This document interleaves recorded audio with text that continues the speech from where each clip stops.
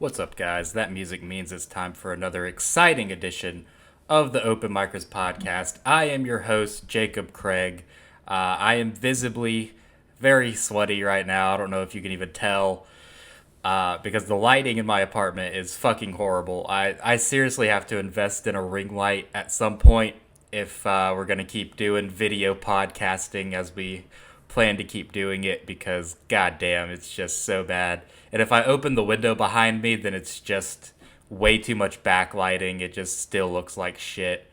So, best case scenario, you can see me and I am fucking sweaty because I'm the kind of fat that I get sweaty taking a shower. So when I get out of the shower, I'm even wetter than when I got in the shower. It's a whole thing, man. It's a whole thing. It's hard to dry off after a shower when you're fucking, the exertion of washing your giant body makes you sweat even more. So it's just an impossible task that other big fellas might know a little something about. But I will be flying solo on this episode. We've never released anything like this before. I've never recorded a solo podcast before. I've tried a little bit of it with the open rants stuff where it's kind of just like I'm ranting to the camera for about 20 or so minutes about a topic.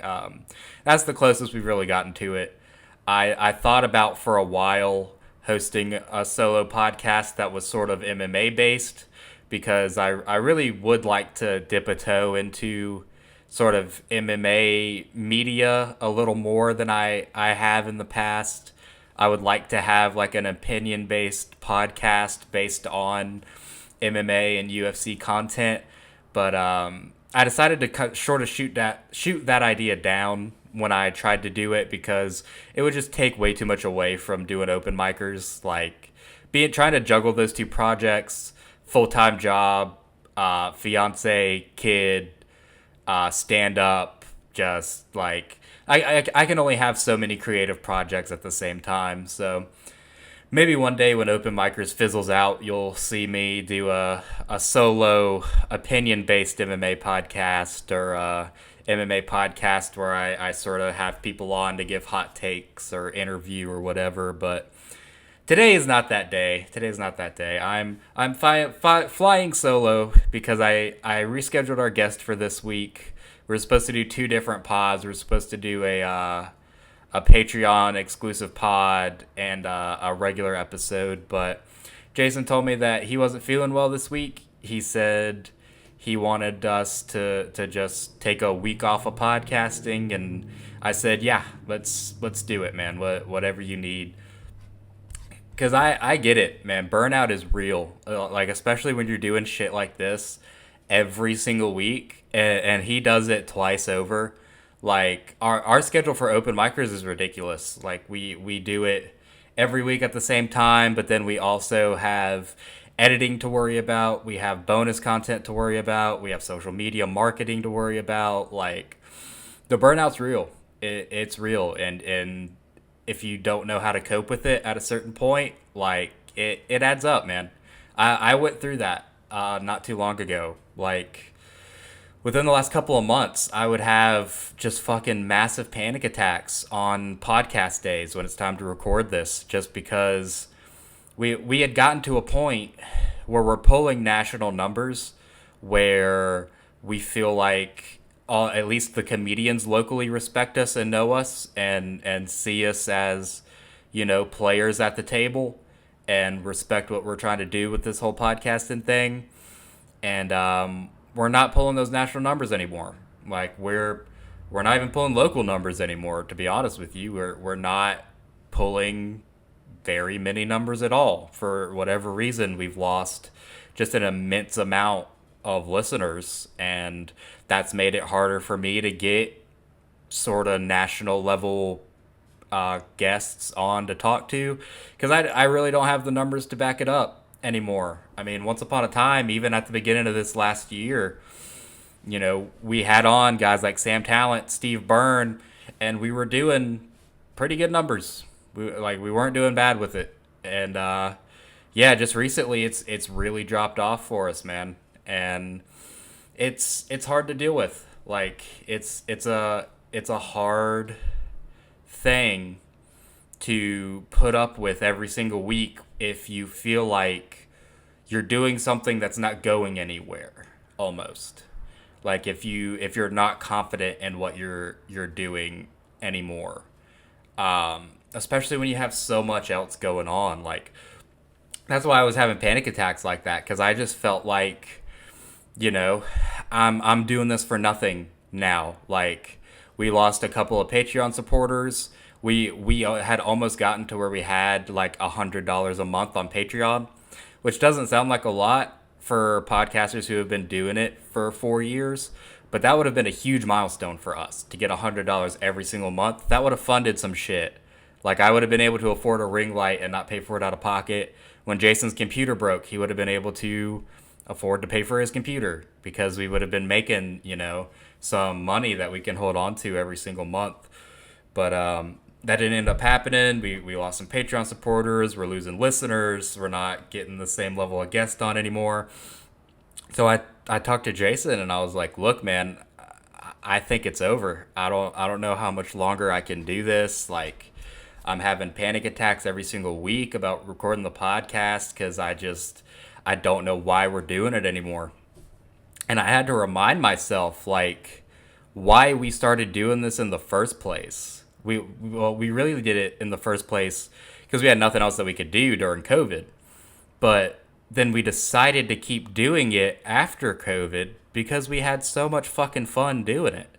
Like, it was so fun. It was so fun for us to talk to each other every single week, for us to talk to interesting people in comedy every single week, whether they're famous or not, whether it's just a local open micer, whether it's just one of our friends. Like, we genuinely have fun with it. And that's helped my headspace with it a lot. Just trying to get back to having fun doing this shit. Like, not worrying about social media numbers, not worrying about who's even listening to this right now. Like, if no one listens to this episode, I couldn't give less of a fuck. I couldn't give a single flying fuck if anyone listens to this or not. Because we have fun doing it. I have fun doing it again. Like, nothing is more fun to me than talking about comedy with a professional comedian, than joking about stupid shit with my friends. Like, I'm getting back to where I love it again, man. And I'm doing the same thing with stand-up, too. Like, I'm trying to get back to where I'm doing stand-up because I love it. Because I had gotten in the headspace after I performed at Vital Music Hall, where, okay, I performed at a theater now. I've got that under my belt. So I performed at theaters, I performed at clubs, I performed at bars.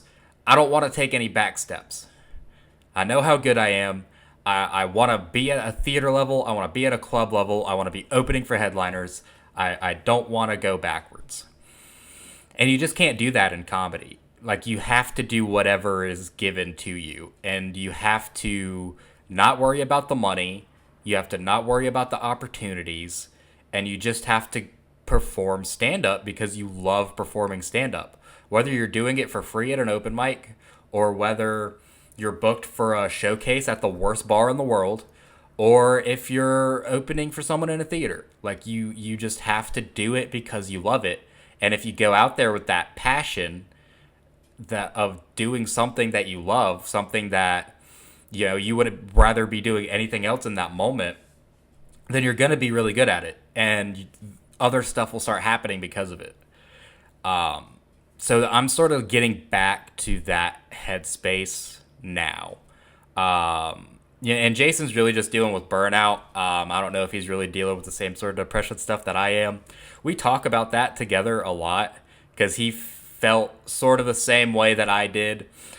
And then we both just kind of agreed that, like, hey, let's just get back to loving it again.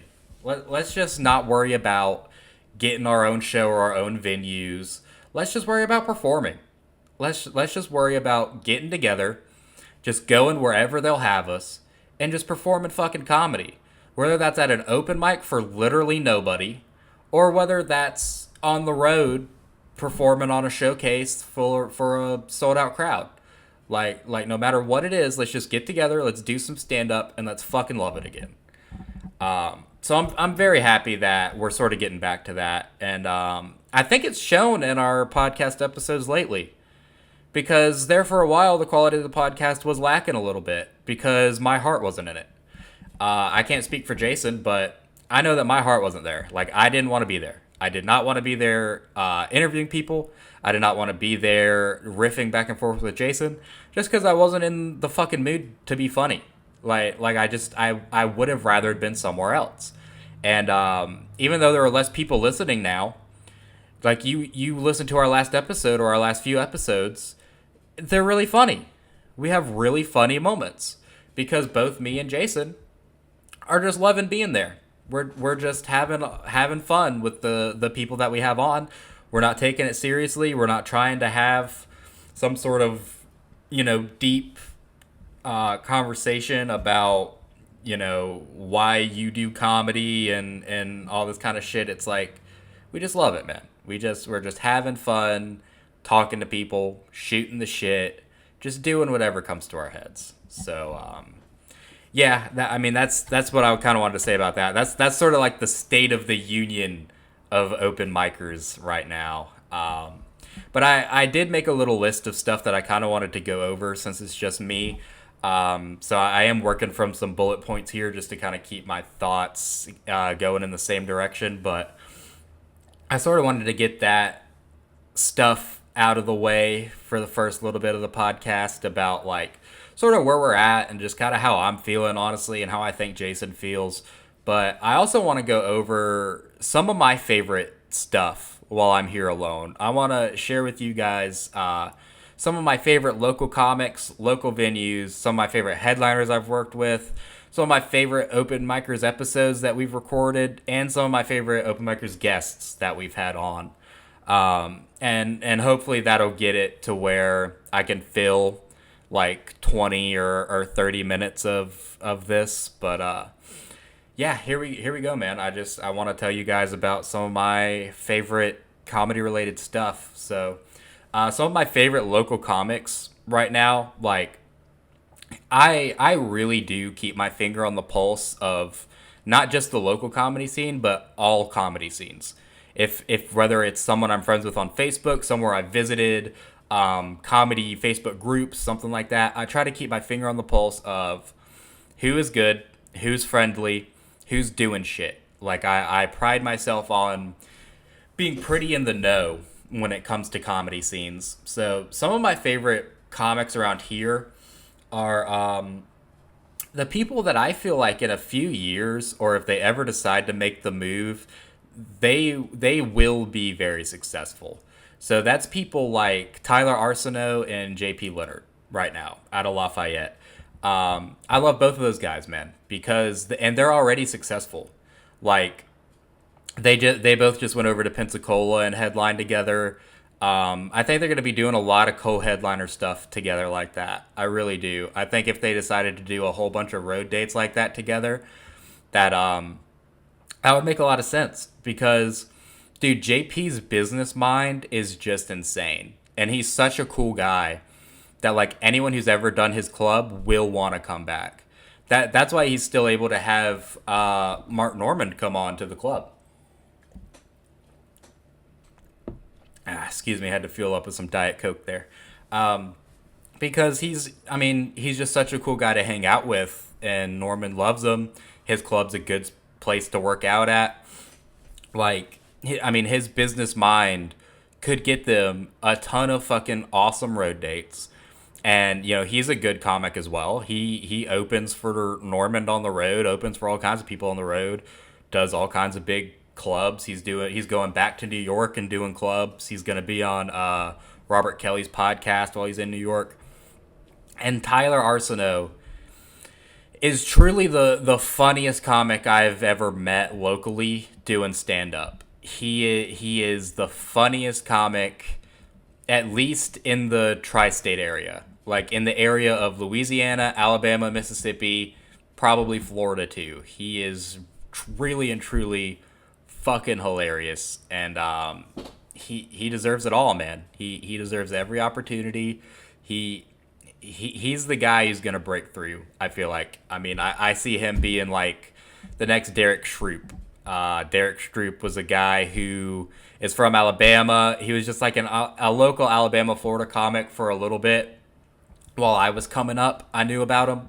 And now he's on Burt Kreischer's Fully Loaded, doing The Tonight Show, Comedy Central, releasing his own specials. Like, pretty insane to see. Like, it's crazy being that close to people and then, like, they become world famous. And you're like, holy shit, that guy went from just an obscure, like, bar headliner to world famous in the same amount of time of me starting comedy to where I am now. Like, that gives me a little hope for the future, I think, because like if I take 7 more years, maybe I'll be like that too. But I think Tyler has all the potential to do what he did. I mean, give that guy an opportunity to get there, and he will get there based off of his talent and work ethic and material. He's just so fucking funny.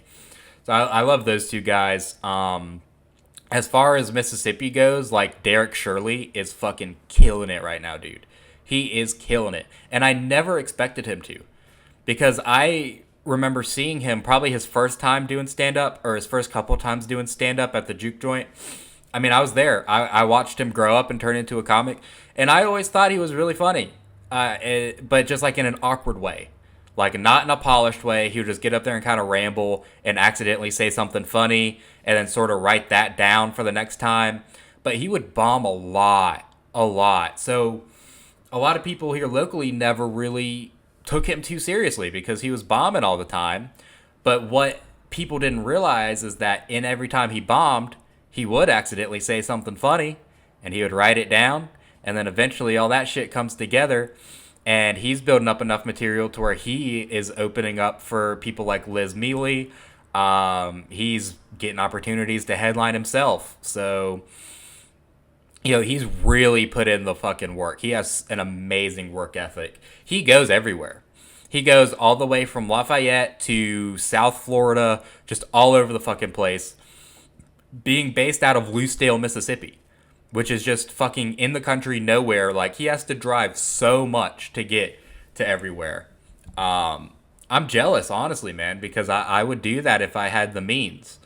And that's what it's going to take to get famous around here, or to get good around here, is the willingness to go anywhere across the Gulf Coast, because everything is so spread out in terms of the comedy scenes. Like, you've got Lafayette doing good, you've got Pensacola, you've got fucking as far as Orlando or St. Petersburg, Florida.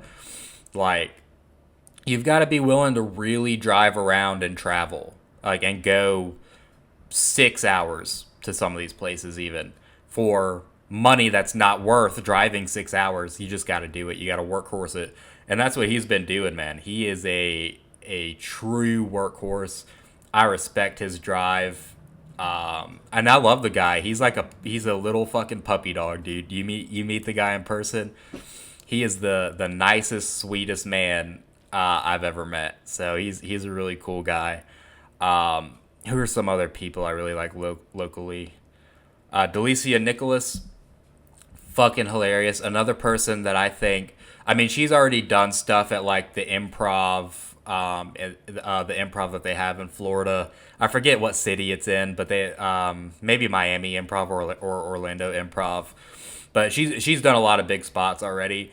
But she's one of those people that I think, because she has like a panic attack before she goes on stage every single time.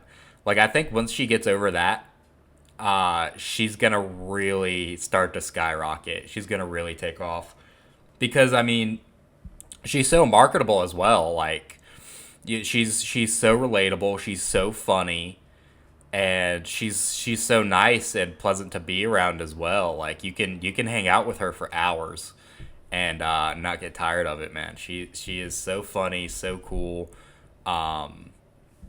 Yeah, I mean, those are really just a handful of my favorites. There's obviously so many more, but those are the people that are really standing out to me right now in terms of, like, if I was booking a show, who would I put on it? I would put any of them on any show I ever had, because I know what I'm going to get with them. It's going to be just absolute hilarity.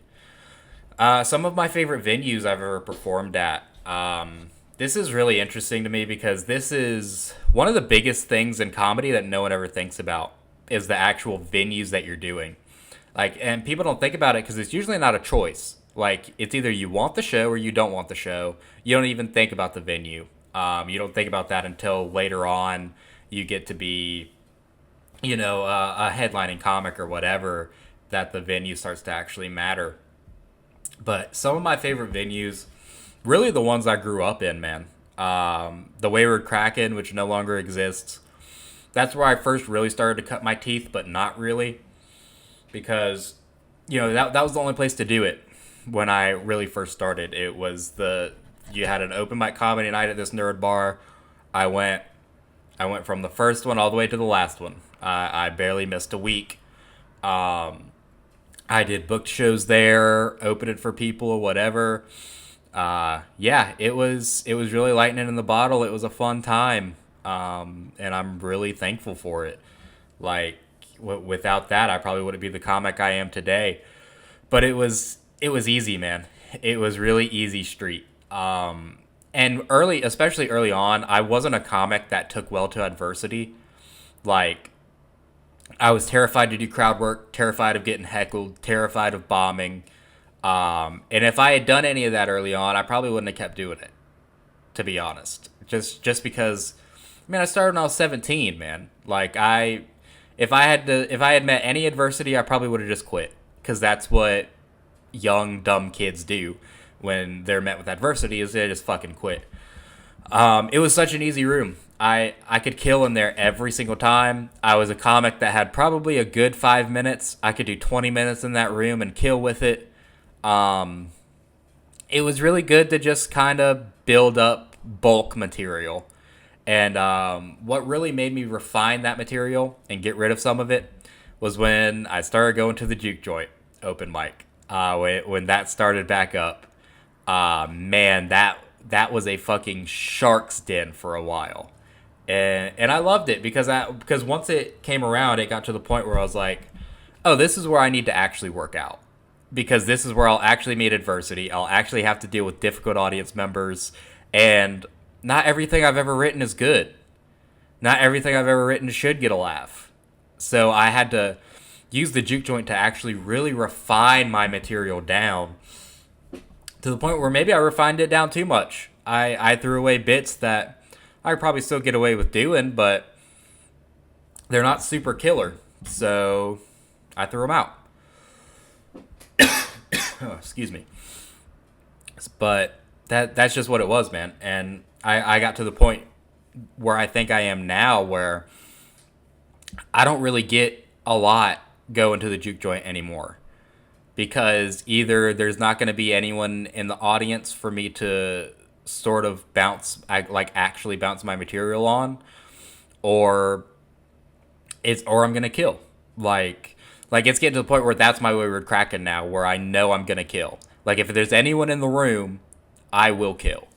And that's thanks to the juke joint, because it made me the person that I am now, because I got rid of so many bits and only kept my killer bits.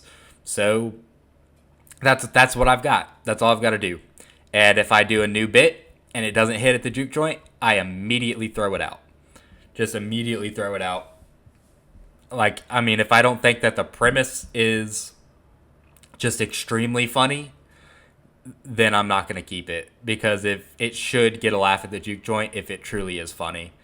So yeah, and I grew up in that bar, man. I really did. I started going to that bar when I was 17.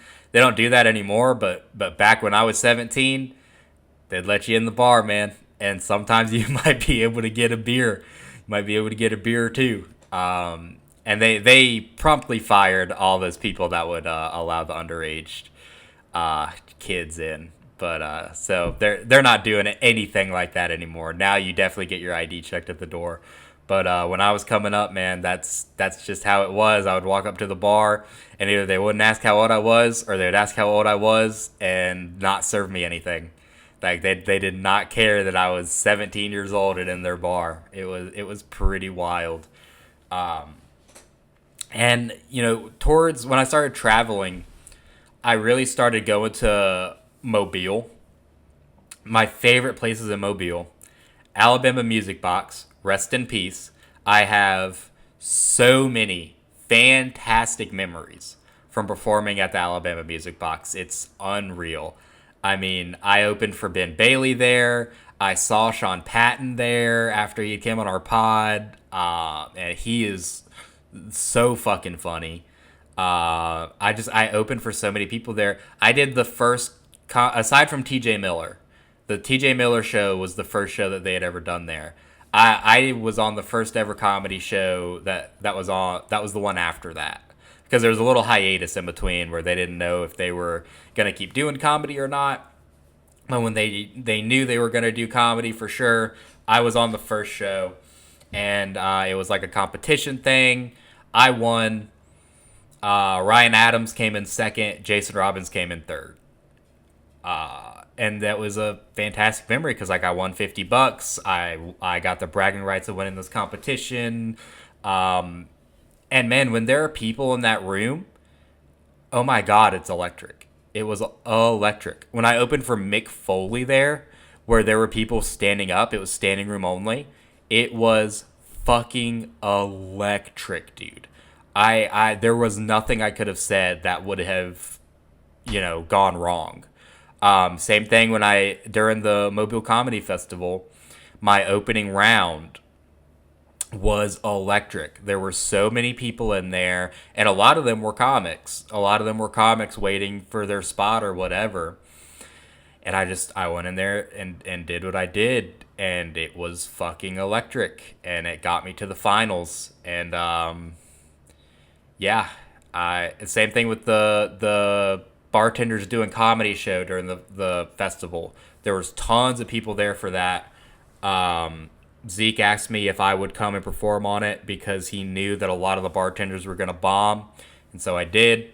Made a bunch of money doing it because the guy producing it got super high and accidentally gave me the money that he was supposed to take. So I promptly took that and went to the Waffle House with it afterwards. Yeah, man, just fucking anytime there was people in that room, it was magical. And I love the Merry Widow too, which is sort of the Music Box's sister bar. I just don't have as many good memories there. It's my experience with the Widow is it's been very hard for me to do well there. I think the best I ever did there was during the finals of the Mobile Comedy Festival, and even that was a little rocky, man. It was a little rough. Just I don't know if it's the layout of the room or what it is or if it's me, but I've just never really performed too well at the Widow. And I got fourth at the Mobile Comedy Festival out of 7, I think, maybe. I think there's 7, maybe 7 or maybe 9. But I got fourth out of the whole 100 or whatever comics that didn't make the opening round or whatever. So I should be happy with it, but just my performance on that night, I was not happy with it at all. And I don't think I've ever opened for anyone big there at the Widow. I don't remember if I have or not. I remember doing some showcases there that didn't go over too well. But it's a fun spot. It's a really fun spot. I really do like it a lot. Yeah, I mean, I think those are really the only true standout venues I can think of. Aside from Vinyl Music Hall, which is just so awesome, man. The show that Andrew Ferrara has going on over there is so fucking cool. You've got a green room upstairs in an elevator. Like you hop in the elevator, go up to the green room, and then you take the elevator straight down to the showroom. It's such a like it's awesome to see as a local comic who doesn't get treated like that often. Like I've been in green rooms where the quote unquote green room was just behind a curtain and it's pitch black dark. You can't turn the lights on because the green room goes to the stage and you have to be quiet because there's someone on stage doing jokes and there's like painting materials and building materials back there, and it's just a shitty situation. So the Vinyl Music Hall, I cannot wait until I get an opportunity to perform there again because it was truly probably the best night of comedy I've ever had, to be quite honest with you. Speaking of which, some of my favorite headliners I've worked with. You guys know Mo Alexander. If you watch the show enough, he is probably my biggest mentor in comedy. I love Mo to death. I think he's really an underappreciated headliner. I think he should be way more famous than he is because he's really good, man. He's put out albums that are fantastic. And he's just an awesome guy. Like if you're funny around Mo, he will find out that you're funny. The first time I opened for him, he didn't really find out that much because it was outdoors. He didn't want to be out there. He was sitting inside, so he didn't really hear my set that much. But the guy that he had brought with him went outside and listened to my set and came back and told Mo how good it was. And Mo was kind of just like, whatever, I don't believe it. But then he started watching me. The more I kept getting booked to open for him, I think I've opened for him like 4 times now. And after every time now, or after the last time I opened for him at Vinyl Music Hall, he called me the next day and he was like, dude, you are truly funny. Like, you please don't ever quit. Don't ever give up on the stream. Like, that was truly amazing. And just those few kind words goes a long way. Like, especially when you are kind of questioning where you're going to go with your comedy journey. Like, am I going to keep just hanging around here, just spinning my wheels trying to do shit all the time? Or am I going to actually, like, make a run of it? Like, how good actually am I? Am I just good for around here or am I good for everywhere? Like, I might never know. I don't have the means to travel anywhere. So, that sort of thing from him, especially someone who travels the world and sees the best that every comedy scene has to offer, really means a lot, man. It's not a lot of headliners give that to you. Loved Ben Bailey when I opened for him. I was honestly super nervous because I grew up watching Cash Cab. So like Ben Bailey would kind of like try to talk to me, and I would almost give him the cold shoulder a little bit because I was so nervous to be talking to him, and like I did not want to say the wrong thing, and like I didn't know how he liked to joke around like in person or whatever, so I was being totally awkward around him. And I saw like the confusion on his face. I was like, he's like, is this guy trying to like brush me off right now? Just because I was so goddamn nervous, man. So goddamn nervous. Those are my 2 real big favorite headliners I've ever worked for. Most of the headliners that I've opened for, they never really even talk to you after or before the show or anything. They kind of just do their own thing, and they're pissed that they can't afford to bring an opener with them, that they have to rely on local openers, and they don't listen to your set, and then you never hear from them ever again. It's that's how 90% of them work. That's really how 90% of them work. So I can probably say more negative things about the headliners I've worked with than positive things, but those 2 are really great. Those 2 are really, really cool. Some of my favorite episodes and guests that we've had on the show, I'll just go over this real quick because this is actually going longer than I expected it to. I didn't expect to be able to talk this long by myself, but some of my personal favorite moments of the show over the years in terms of like guests and episodes or whatever, every episode we've had Mo on. Like when we have Mo on the podcast, I know for a fact that it's good. It's going to be one of the best episodes we've ever done. Like, there's just no way around it. He's so funny. He's not afraid to say anything. Like, and we've built a good enough chemistry now that like, I mean, we're able to just really truly joke around with each other like buds. So every episode we have Mo on is gonna be hilarious. Our episode with Sean Patton is a favorite of mine just because I love him so much. He's really one of my heroes in comedy, and he was one of the first actual big stand-ups we've ever had on. So he's really the reason that we're still here and still kind of doing what we're doing. If it wasn't for him, we would definitely not be doing it. Sam Talent and Steve Byrne we had them on relatively close together. And if you had told me a year ago that we would be interviewing Sam Talent and Steve Byrne within weeks of each other, I would not have believed it. Because they're both so funny. They're legends of this game. Sam Talent is one of the best comics walking the planet right now, and Steve Byrne has done so much. I mean, he is a true living comedy legend. So being able to interview both of those guys was just fucking phenomenal. Like, we could stop podcasting tomorrow, and I would think back on that and be satisfied with what we did. So those are my real, probably top 3 favorite episodes. Number 1, our episode with Mo and JP Leonard. Number 2, our episode with Sam Talent. And number 3, our episode with Steve Byrne.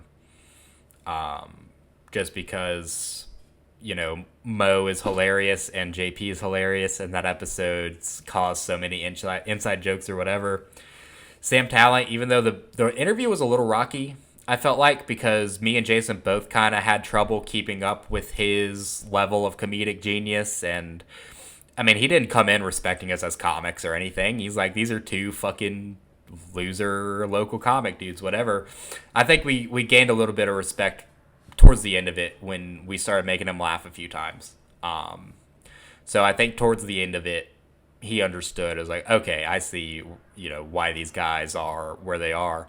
And Steve Byrne, even though it wasn't the funniest episode, man, just being able to interview one of my comedy idols, a legend of this game, being able to talk to him about people shitting their pants. It's fucking a highlight of my entire life. So yeah, those are really my top 3. Sorry if I'm a little long-winded this episode. Sorry if this is something that you guys really don't want to watch or listen to. I just kind of figured that we could throw this out there in the RSS feed. It's, I had fun with it. I had fun just talking about some of my favorite comedy stuff. Just sort of talking about the headspace issues I've had in the last couple months or whatever. But yeah, that's going to do it for this episode, man. If you guys want to email us, you can always email us at openmicerspodcast@gmail.com. Tell us who you want to see on the show. Give us ideas for the show. Just email us anything, man. You can get on the Patreon at patreon.com/ompodcast. That's where you can see videos of me getting tased. You can see me and Jason eating Apollo hot sauce. We're going to have more challenge videos coming up soon. And of course, you can see our entire Headliners back catalog on there as well. So any of our Headliners episodes, which are always hilarious, you can find on Patreon if you're a supporter for as little as $1 a month. But that's going to do it for us for this week, guys. We'll be back next week with Jason, with a guest. It'll be all back to normal next week. So hope you guys enjoyed this episode all right. See you later. Peace.